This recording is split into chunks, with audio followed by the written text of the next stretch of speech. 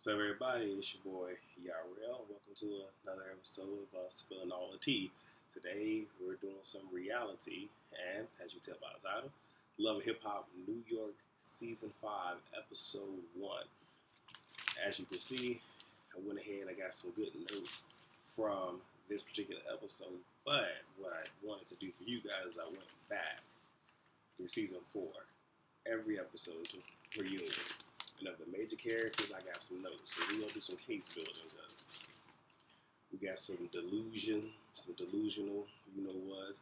We got some stupid you-know-whats, some crazy you-know-whats, and there's a whole lot of I don't know what. But we're going to talk about it today.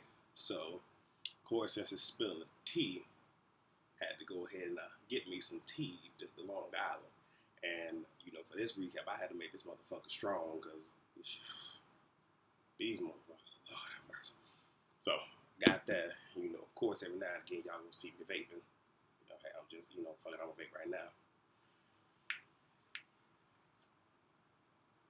Yeah, and I might as well give me some tea too, man.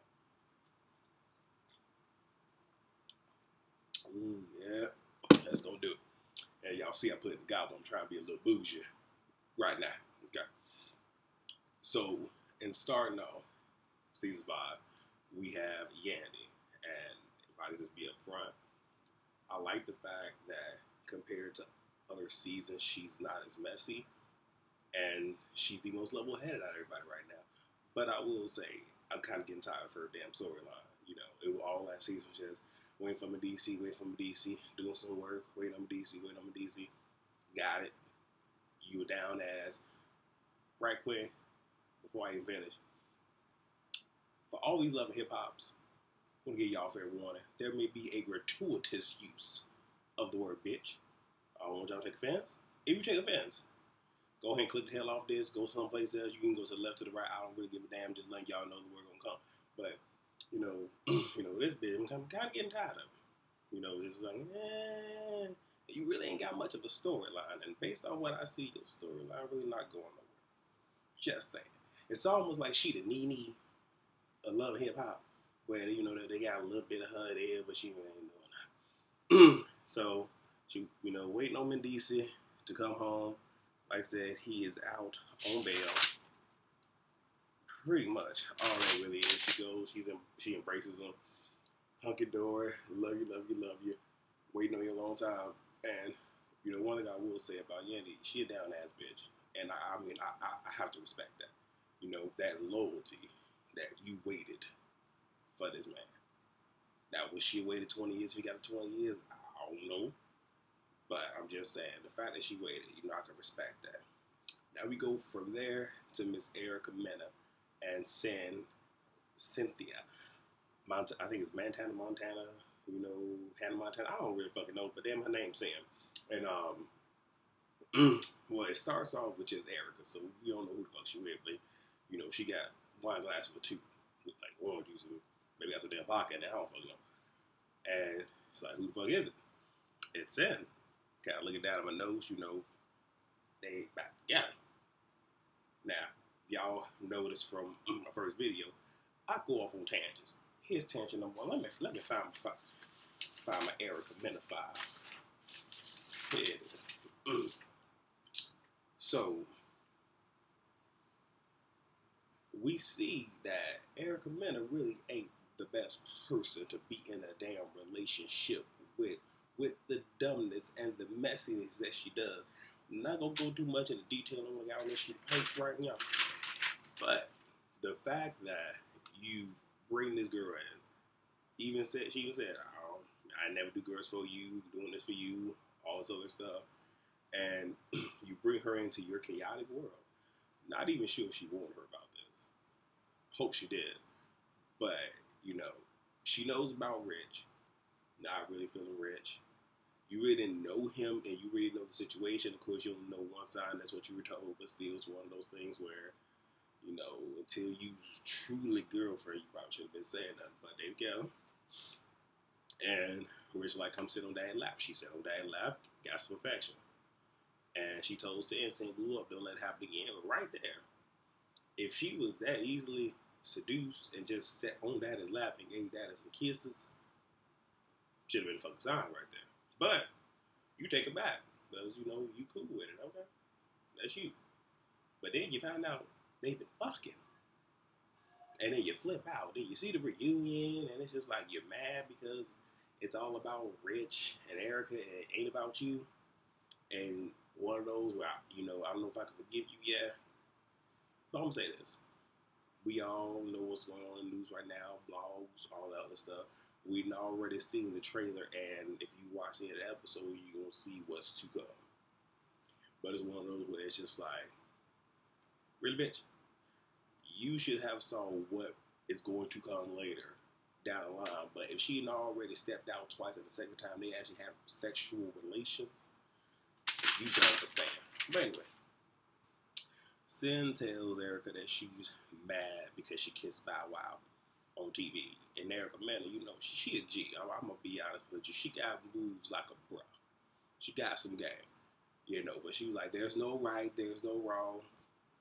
There's no right, there's no wrong. Man, that sounds like some shit one of my boys said. Ain't no right, ain't no wrong, you know what I'm saying, boo? But hey, you know, it was one of those where she made it laugh, you know, put one of them player moves, I'm going to distract you.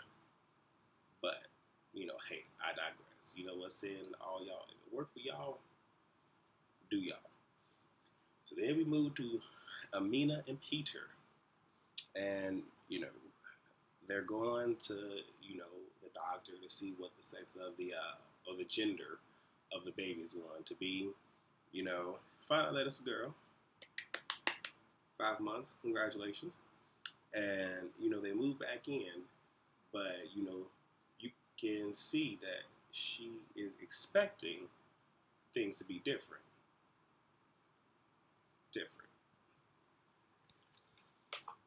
You a special kind of somebody. I mean, here's the thing. I'm just being honest. For you to really think things are going to be different now that you have his baby, come on now. Come on, ladies. Pearl of wisdom, number one. Actually, not a pearl because I'm a dude. So, nugget of wisdom, number one for the day. Having his baby won't make him stay. I just want to say that to you. Putting it out there. But it's so funny that you decide you want to make this work all for the sake of the baby. Not to mention, if back in season 4, because, you know, I can get the case, so I'm going to go ahead and pull out my Amina sheet. Actually, I'll pull out my Peter sheet, too. Because he is just long and messy. But between them, you know, Monique said it best during the reunion to Tara. Because, you know, apparently Tara was the other girl, but didn't know she was the other girl and told her, the same way you get him is the same way you lose him. Well, Amina, the same way you got him is the same way you lose him. And, you know, you being reckless, you know, slapping IDs down on the table, you know, because you're like, I'm his wife. And they, you know what, I'm sorry, you deserve to get your ass slapped. Don't know what I'm talking about. I believe that was episode 3, season 4. She did that to Tara. Tara slapped that shit out her ass, let me tell you. But you see the things that Peter are doing. He's with her all day, staying over there. But you're being delusional. Even comes out that they didn't fuck. Yet he put a little, you know, Mac move on you. And, you know, put up on boards, I love you, and having pictures and everything. Knew just what the fuck to do to get you back home. Then they go house shopping. She mentioned baby. He spaz out about having another fucking baby. And then during the reunion, you know, you even admit it, you know, meaning that you are Tara. You know, like I said, you know, the whole 30th, like you are her right now. And then before it ends, again, this girl got a knack for pulling some shit out her bra. I can only imagine what the fuck she gonna pull out her bra this motherfucking season. I'm just saying, hell, maybe the baby will come out the motherfucking bra. But you pull out a motherfucking tampon. No, I'm sorry, not tampon. Pregnancy test. And give it to her. Here's the thing. This is the second motherfucking time on Love and Hip Hop somebody is carrying around a motherfucking pregnancy test. Jocelyn, I think she pulled out her motherfucking purse. Some shit like, what the fuck is y'all doing? You know, whatever. But given all this, you really think things are going to be different when he just showed you, when he just humiliated you on public national television. As I already said, with Erica Mena and said, really, bitch? Whatever. Moving on. Now we got Miss Diamond Strawberry. Ooh, Diamond Strawberry. Now, one thing to make mention is, you know how you had an intro and, you know, they show all the girls, you know, they doing they love this, they love that, you know, I mean, but all, she ain't even on it. I'm just saying. So, either your storyline might not be that relevant, I don't know. But it starts off with, you know, her being a model, and she wants to move to New York City to pursue a career with this guy named Cisco. Not you know, that thong Cisco, but this producer named Cisco. Yeah. This is who she wants to go to New York to see.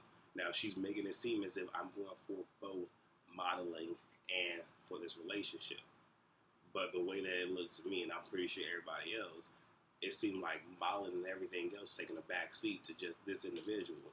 Her sister brings it out that this decision seems kind of rash. And she's like, well, yeah, you know, da da da da. Okay. But here's the crazy part. You made a decision to leave, but you're leaving your daughter. Now, it's one thing to pursue a career, to have a better lifestyle for the child. But the way they live it, they already got a decent lifestyle. But you finna go halfway across the country for a man.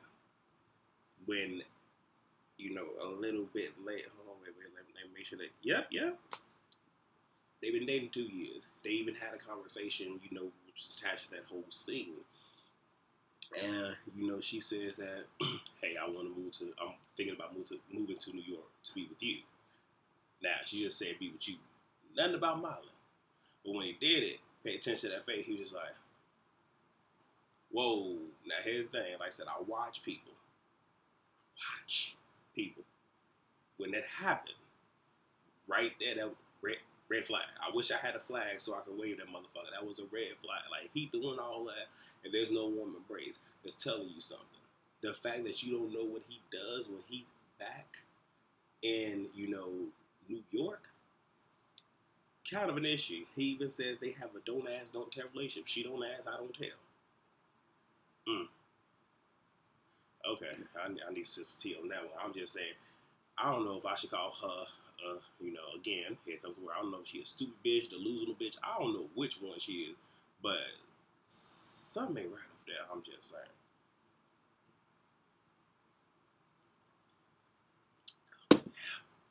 It's just delicious. So now move to Tara. She moved into a new place. Peter slides on by, you know, and, you know, tells her about the baby. She looks like, what the fuck am I supposed to do with that? Okay, she having a girl. And he wants to try to blend the families, because that's more or less what Amina wants. Because Amina looking like, when our daughter comes, well, you going to have to spend time. And you can't be with your boy. And it's one of those ways like, dude, this is child number 8. Peter, bruh, I'm moving in. Peter, bruh, keep it in your pants. Condoms, they exist. Just saying. About because he done made it clear that he did the show to better help take care of his family. Even didn't really have much. Like, I think he was like even behind on his rent or whatever. Which even in season 4, I never saw him in his own fucking apartment. So I'm just saying he was out sleeping with Tara, or sleeping with me, and all his shit was at Tara. I'm just saying. But you doing this to bring in some extra dough. Okay, now you got another baby. Just saying. But I find it to be funny that the kids are left in the dark because in the whole talking, Tara's just like, so what do you want me to do? Tell the kids that, okay, well, you know, Dad doesn't live here because he lives with somebody else. Oh, when the baby comes, so how am I going to explain that? Oh, yeah, he has a baby too, but it is about me. It's just this one over there. It's just like, and it's one of those where the kids don't know anything, and they say that they're not old enough to process it. Well, Little Medici went on to process that, you know, his father was in jail, but he damn sure knew, and slid that, you know, bomb on, you know, Yandit, but another story for another day. That's all the way back in season 4. I'm just saying, I'm kind of bouncing between the two. So then we get to Chrissy. She's a model manager. I said she's new to the cast too. And she's with this guy named Chink. He's a producer. Now, he's been living in D.C. apparently for like the last, I guess, year they've been dating. Now, she mentions that he is separated. This is when I need to go off on another tangent. Nugget of wisdom number 2. I need to start keeping takes on that. I give these nuggets so I don't get messed up because I'm sipping. So I might end up saying 15 and I only gave you 3. But nugget of wisdom number 2. There's 3 ways you can learn a lesson. Way 1 is just by somebody telling you not to do or to do something and that be it, and the results are what they are. Typically with our parents, don't do this, you just don't do it. Another way is you see someone else go through it and you learn from that person's, trials and errors. It's like, okay, probably don't want to go down that route and do that. Third way is just how, well, for lack of a better phrase, a hard head make a soft ass. So you just gotta go through. So when he said separated, that was all type of red flags. Because it reminds me of when I was watching Fantasia for Real, and with Miss Fantasia Barrino, she was dealing with a separated man in season 2. And it's like, well, he's separated. I'm not bringing him to nobody's house. Because, it hit the news. It's just like literally blew the hell up. And, it was in North Carolina. So, the wife was able to sue for sue Fantasia, for breaking up house. Even though, from what he said, they were separated. Now, I'm going to say this. If somebody's separated, they could be a good person. They may very well be separated. Here's another wisdom number 3. They could very well be separated. All right. But what I'm getting at is with another wisdom 2, because this is going to bring me into 3. Chrissy, have you not learned from other publicized people dating someone who is separated but is still legally married? Regardless, they're still legally married. You can get yourself into a lot of hot water with that. Just saying. But nugget of wisdom number 3. If they separated until that divorce is final, you need not be messing with them. That's some murky, muddy water you really just don't want to be in. I just want to say that. So if you dating somebody separated and you know what, hey, if somebody break up with you and y'all to find out because of me, hey, blame me, really don't care. But still, that's not something y'all want to get involved in. So it's a little third nugget. But back to this.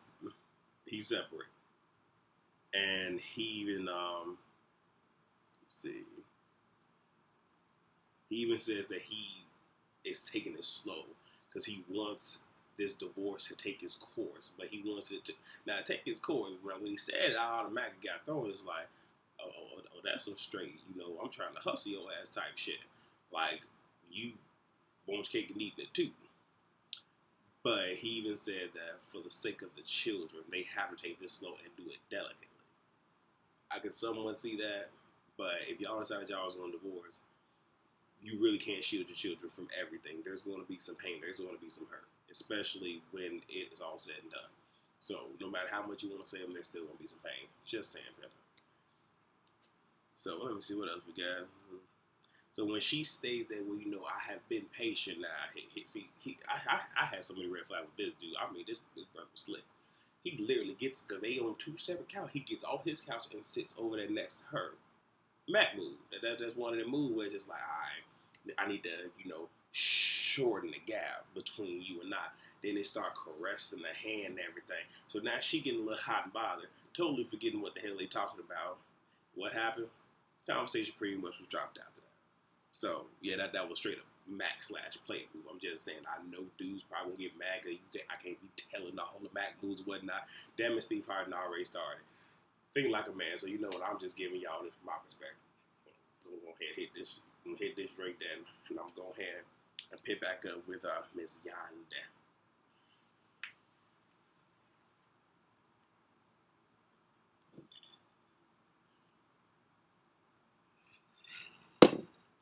that might be just enough to get me through this damn recap. So, Yanni takes little Mendici to the park to surprise him with a visit from his father. They begin talking. Big Mendici come up and, kind of touch him on the head. And he sees his father, and he's just floored, overwhelmed with emotion, runs and just hugs him, which for me, that really hit me. Cause I'm just like, that's something so beautiful to see. And it really was. Like, I enjoyed seeing that. The only thing that got me was Big Mendici. Because when we talk about two of them, little and big, is when he was like, you crying? What you crying for? Stop crying. Dude, let your son have his moment. I got it. As men, we don't cry. We want to, teach our youngest you don't cry. Guess what, men? Sometimes you gotta cry. I'm just saying, Eric Benet, which is one of the baddest motherfuckers singing right now, said sometimes that boy was crying through the song. Damn it, Lenny Williams was crying, saying, "Cause I love you." I'm just saying. So, that happened. It was such a real beautiful thing. That was it. So now we move back to Diamond. Diamond leaves her daughter and goes to NYC. That's it. Moving on, we see Cisco, and he pretty much says that he's in the club and he lives a different life that has no time for a wife. And his lifestyle's, kind of real fast-paced, but it's a life Diamond does not know about. And that he doesn't want to tell her. Now, here's something I find to be funny now. Come on, people. This is reality TV. Your life is being recorded. She's going to see this at some point. You might as well just tell her what the real is, bro. Just saying. But what the hell do I know? I'm just giving y'all a recap. So then we get to Miss Yander, yet again. Throws Mendici, a little welcome home party. And then, Rich sees Chrissy, which, Rich, being a producer and manager and has all these other different music, well, not music, but business ventures. Kudos. Knows Chrissy is Chinks, girl, and he know Chink, so he go over there, holler about some business because he needs some models for a couple projects he doing. But, she kind of like, I don't know, because, you be sleeping with the enemy. Erica, he looked like, who? Is she like Erica Mena? And he was like, I ain't talked to her in about a good 5 months. With that, beautiful. Because even though y'all were good for each other, that shit was fucking chaotic. It was hard for me to fucking see. And I like seeing a little bit of ratchet, destructive shit. I'm just saying. Because Love and Hip Hop itself is ratchet. But I digress. So, Crazy drops his bombshell that Erica Mena used to be an escort for her back when she used to be a madam. Now, if you try to figure out what a madam is, you got a pimp. You got a madam. A madam is the same thing as a pimp. It's just a female version of a pimp. Now, you got some females like Mama D, Hip Hop Atlanta. No, she was a pimp. She wouldn't know that because, like I said, because a madam, I guess the madams have that finesse about them. A pimp is just straight thuggish. And, like I said, with Mama D, she looked like she up and just like, bah! Just saying. Come back to this. But she drops that bombshell, and it's just like, okay. And she even mentioned the fact that she mad. She, been out there, running her mouth and whatnot, but she gonna catch her. Got that, but I'm gonna say this. Chrissy, you appear, I don't know your age, and I'm gonna have to do some digging, but you appear to be the oldest of all these females. I'm gonna have to ask you, slow it the hell down. You pound too much. I mean, you pound sign too much, too damn much. I'm just saying, I understand you need some relevancy on the show. But come on now. And I need for y'all to be grown women. Somebody like some little ass children. So then we go back to Yandy. Mendici wants to surprise Yandy, and he wants to take her to a trip to Las Vegas. Pretty much it. Again, as you can see with their storylines, theirs are so like choppy, especially through this first episode. And then Rich brings Chrissy out to the little casting, using her to kind of like scout out people. And he tells her that Erica Mena is going to be here, not physically where we are now, but outside because I need to talk some business with her. And Chrissy looking like, you wrong for that because if I see her, I'm going to come for her. Now, with that being said, I think we all know, given how crazy has been spazzing, she wasn't just gonna sit there, if anything, not for very long. She even told him, "Don't leave me here too long." So they go and talk about business, and she's trying to figure out why she ain't got paid. He looking like, look, when I was your man, I did a lot of things for you. I'm in the red because I sat here and I gave you as much as I did. And she's mad because, well, you could have told me, whoop, wop, de whoop. Partially through the conversation, Chrissy comes out in the blaze of glory. Her and Erica get into it, pretty much telling her, you used to, pretty much sell yourself for money for me, this, that, and third. I guess it got to a point where Erica wasn't too happy. Blah, blah. Now, she didn't really hit her, but she went for the hit. But that was distance. And I'm just like, So, either you were just tired of her talking, or the fact that you struck her leads me to believe you've been out there shelling your pussy for some money. Some of that money. But I digress. Then we move back to Miss Yandy. And if I'm not mistaken, I think this is, that's pretty much the very end. So we get to Miss Yandy. And, they are in Vegas. And, when DC says that, why don't we just get married? Kind of remind me of that, Bruno Mars song, I Think I Want to Marry You. Just said, kind of got that vibe. And they're right outside the chapel.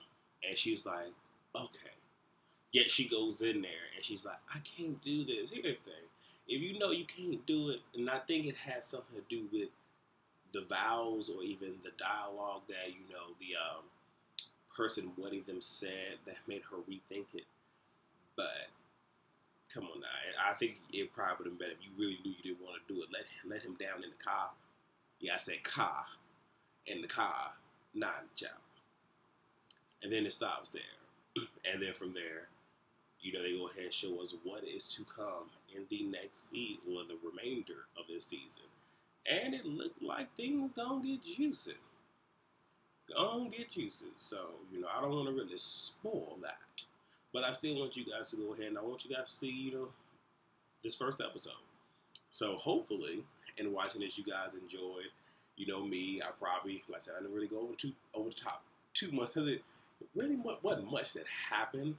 But of course, the first episode, they got to build that foundation of what is about to come and the craziness that we are about to see. And by the looks of it, it's going to get crazy. Probably not as crazy as Atlanta did, because Atlanta was off the chain. But it seems like, that they're going for it. So, like I said, this is my recap. This is me spilling some tea. And, seeing as how, because it really do look like I was babysitting this. So, just for the sake of it. That's better. Yeah, I need that one. I'm telling y'all, tea. That's my drink of choice. I love this motherfucking Long Island iced tea. Now, this shit will get you right. But, with that being said, this is my recap for Love and Hip Hop New York, Season 5, Episode 1. With that being said, if you like the video, please give it a thumbs up. If you want to comment on it, or, like with my nuggets of wisdom, if you feeling it, or you have a nugget of wisdom yourself from this episode that you think somebody could benefit from, please put it down below. By all means, if you disagree with something I said, put that down below. If you don't like the fact that I used the B word in this whole conversation, just go to another damn channel. With that being said, please subscribe.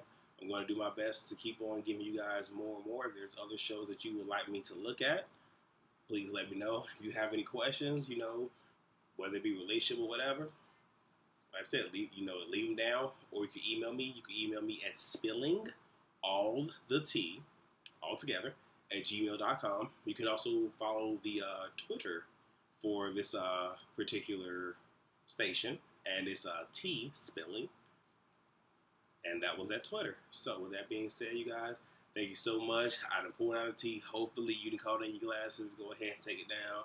And until next time, love you guys. Peace.